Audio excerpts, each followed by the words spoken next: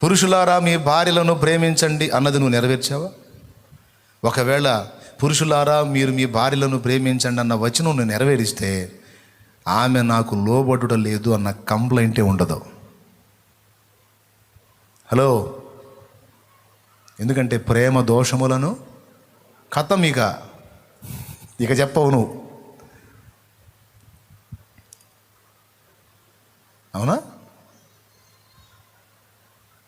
మరి చెబుతున్నావంటే చీటికి మాటికి ఏమి తేడా అంటున్నావంటే నీకు ఇచ్చిన వచనాన్ని నువ్వు వదిలేసావు. నువ్వు నిజంగా ప్రేమించువాడవైతే, నిజంగా ప్రేమిస్తే ఆ దోషాలు, ఆమె దోషాలు అవతల వాళ్ళే కనపడుతున్నా నువ్వేమంటావు తెలుసా? పోనీ తెలిసిందైతే అట్లా ఎందుకు చేసేది? తెలియదు, అంత మెచ్యూరిటీ లేదు, అంత ఆ ఎదుగుదల లేదు, మానసిక వికాసం లేదు, చిన్నది పోనీ అనగలుగుతావు.